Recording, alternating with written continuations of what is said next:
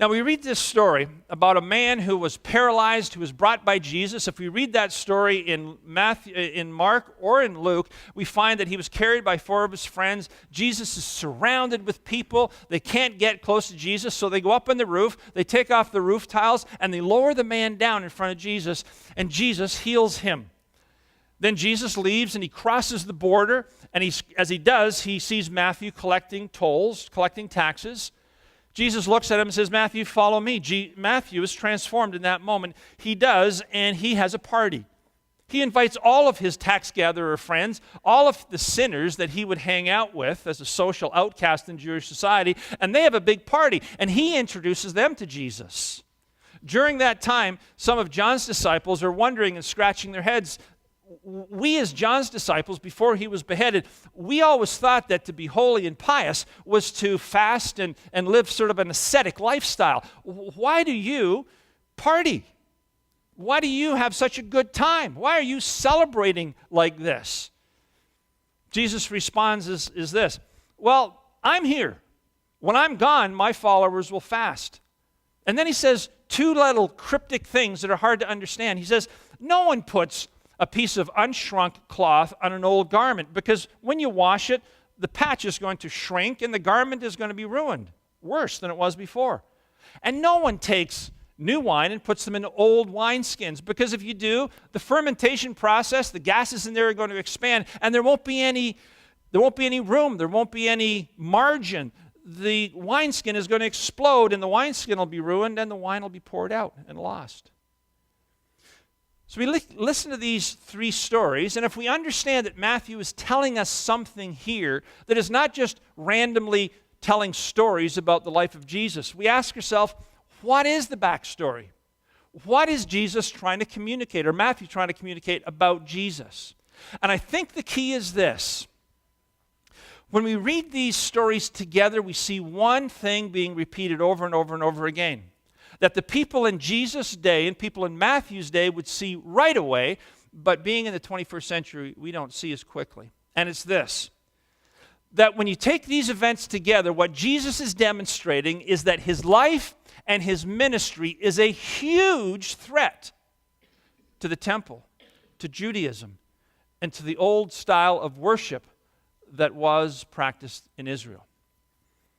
Think about the implications. If you're a first century Jew and somebody says, I can forgive sins. As a matter of fact, I've just forgiven this man. Why in the world do we need the temple? Why in the world do we need the Levitical priesthood?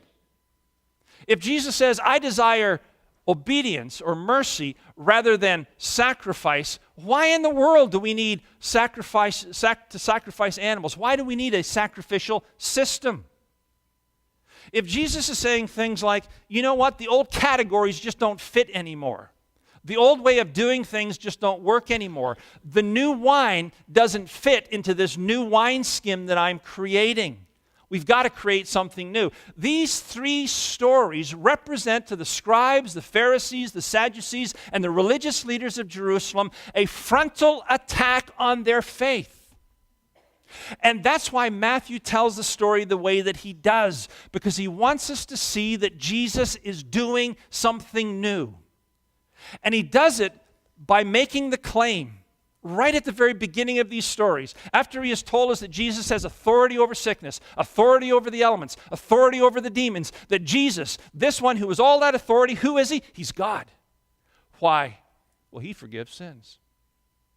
Who forgives sins? God forgives sins. You see, Matthew doesn't say it in so many words, but it is unmistakable. Matthew is talking about the divinity of Jesus. And he's saying this Jesus, this God in the flesh, is a threat. He is the new way to God. Now, obviously, the scribes, the Pharisees, the religious leaders don't like it. And that's why in each of these stories, they are the antagonists. They are the ones who are responding negatively to everything that Jesus does, because they understand what it is that Jesus is doing. He is trying to tear down the old as he is in the process of building up the new.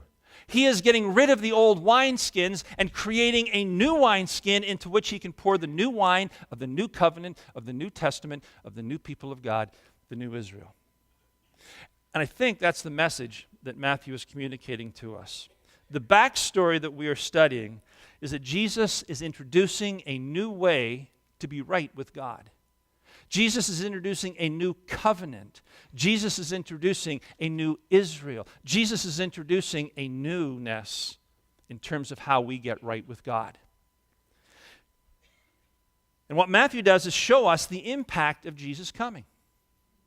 How that he heals, how that he calls Matthew, how that they celebrate, how that they behave differently.